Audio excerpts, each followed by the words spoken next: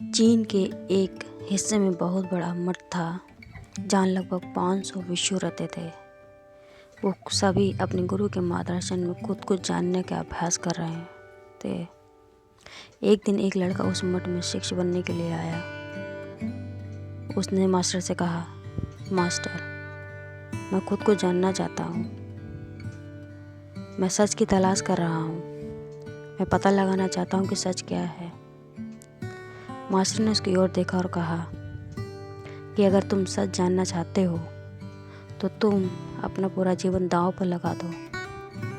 सच को जानने में तुम्हारा पूरा जीवन लग सकता है और फिर भी इस बात की कोई गारंटी नहीं कि इस जीवन काल में तुम्हें सच का पता लगेगा या नहीं। क्या तुम इसके लिए तैयार हो? सेकी ने कहा, मास्टर, मैं यहाँ पीछे मुड़ने के लिए नहीं आया हूँ। मैं इसके लिए तैयार हूँ। गुरु ने कहा, अगर ऐसा है तो काम करो। इस मठ में 500 भिक्षु रहते हैं। तुम उनके लिए चावल कूटने का काम करो और सुबह से शाम तक चावल को कूटते रहो। जब तक थक जाओ तो सोने चले जाओ और अगली सुबह उठकर चावल कूटना शुरू कर दो। इसके अलावा और कुछ मत करना। किसी और चीज़ के बारे में मत सोचना। बस इस रास्ते पर चलते रहना। अगर दोबारा मेरे पास मत आना। ज़रूरत पड़ने पर मैं खुद तुम्हारे पास आऊँगा। उस लड़के ने गुरु के आदेश का पालन करते हुए चावल कूटना शुरू कर दिए।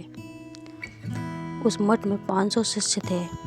उन सभी को समय समय पर भोजन की आवश्यकता पड़ती थी, इसीलिए वह सुबह बहुत जल्दी उठ जाता था और देर रात तक चावल कूटता रहता था। जब वो थक जाता तो उसी कमरे में सो जाता जहाँ वो चावल कूट रहा था।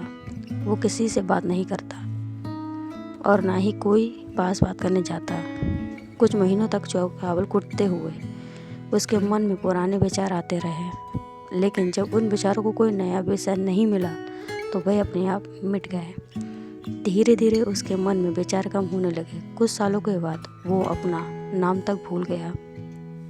वो हमेशा चुप रहता और विचारहीन अवस्था में बस चावल कूटता रहता।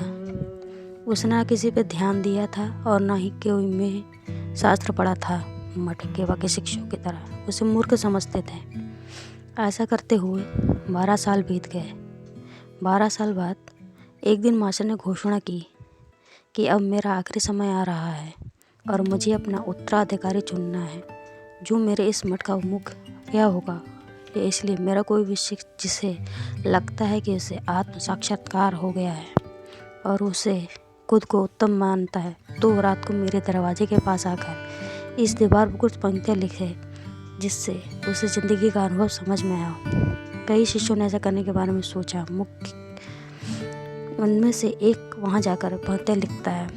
उसे बौद्ध धर्म ग्रंथों का बड़ा ही ज्ञान होता है। सभी शिष्यों को लगता था कि इस मठ का उत्तराधिकारी बन सकता है। उसने लिखा था कि मन एक दर्पण की तरह है जिस पर विचारों और इच्छाओं की धूल जमा हो जाती है। इस धूल को मिटाने के लिए ध्यान करना चाहिए। जिसकी धूल हट जाती है और मन का दर्पण साफ हो जाता है, वो मोक्ष को प्राप्त कर लेता है। अगली सुबह जब मास्टर उठे, उन्होंने इस पंक्तियों को देखा तो उन्हें बहुत गुस्सा आया और उन्होंने कहा कि इस बेवकूफ़ ने यह सब कचरा मेरी दीवार पर लिखा है। उसे लिखा था, वो चुप रहा। हालांकि उसने जो पंक्तियाँ लिखी थी वो ज्ञान से भरी थी, लेकिन यह सब किताबी ज्ञान था। वह शिष्य बहुत चालाक था। उसने पंक्ति लिखी लेकिन नीचे अपने हस्ताक्षर नहीं किए, क्योंकि वह स्वयं उसके बारे में निश्चित नहीं था कि यह सही है या नहीं, क्योंकि उसे आत्म साक्षात्कार नहीं होता। गुरु ने उन पत्रों को पूरी तरह से खारिज कर दिया। ये देखकर सभी हैरान रह गए। ये घटना पूरे मठ में चर्चा का विषय बन गई। इस विषय पर बात करते हुए दो शिष्य के पास से गुजरते जो 12 साल पहले यहाँ आया था और दिन रात बस चावल कूटता रहता था। दोनों की चर्चा सुनकर वह धीरे से हंस पड़ा। दोनों शिष्य ने उससे पूछा कि तुम क्यों हंस रहे हो? ये चावल कूटने वाला बहुत ही तुच्छ भिक्षु है। किसी ने उसे ना तो कभी ध्यान करते हुए देखा और ना ही कभी पढ़ते। हर कोई उसे मूर्ख समझता था। जो बस चावल कूटना नहीं जानता। इस मठ में बहुत बड़े बड़े विद्वान थे, लेकिन चावल कूटने वाले को किसी से कोई मतलब नहीं था। इसलिए वो दोनों शिष्य मुस्कुराते हुए देखकर चकित रह गए। उन्होंने कहा, फिर से तुमसे पूछा कि तुम क्यों हंस रहे हो? उसने जवाब दिया, मैं इसलिए हंस रहा हूँ क्योंकि मास्टर सही बोल रहे हैं। ये सभी पंक्तियाँ कचरा हैं, इन पंक्तियों का कोई मूल्य नहीं है। वो दोनों शिष्य चौंक गए। उन्होंने पूछा कि क्या तुम कुछ ऐसी पंक्तियाँ लिख सकते हो जो तुम इससे बेहतर हो? चावल पीसने वाले ने जवाब दिया, नहीं, क्योंकि मैं अनपढ़ हूँ, लेकिन हाँ, मैं ऊंच मंदिर को कह सकता हूँ। अगर तुम उन पंक्तियों को लिख सकते हो तो मैं तुम्हारे साथ चलने के लिए तैयार हूँ। तुम सोचो न, कहा ठीक है।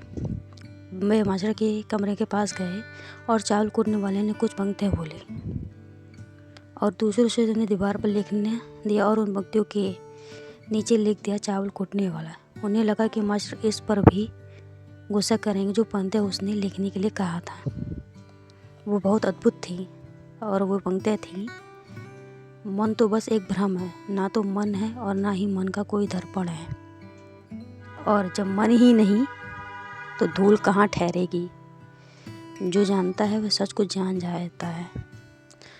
जब गुरु ने इन पंक्तियों को देखा तो वह आधी रात को उठे और चावल कूटने के पास गए। वो सो रहा था। मास्टर ने उसे जगाया और कहा, ये लो मेरी छड़ी और मेरे वस्त्र ले लो।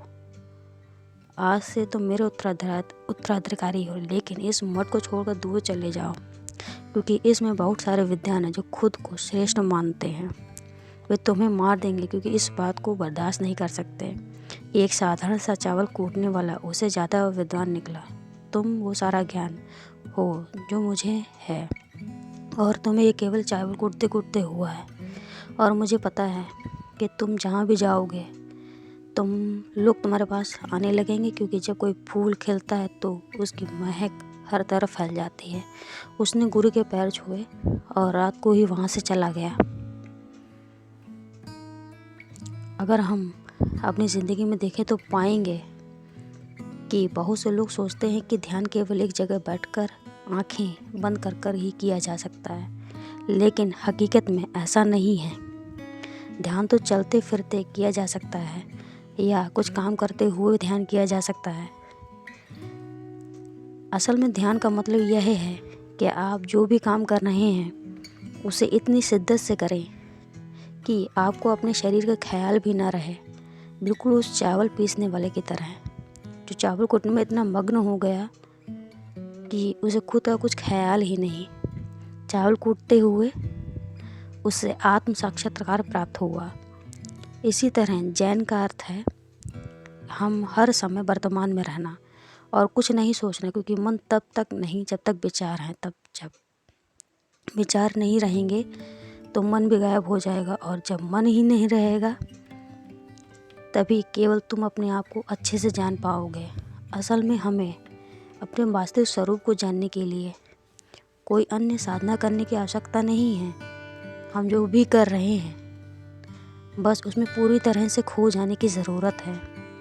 अपने आप में इस कदर लीन हो जाएं कि आपका काम ही आपका ध्यान बन जाए। धन्यवाद।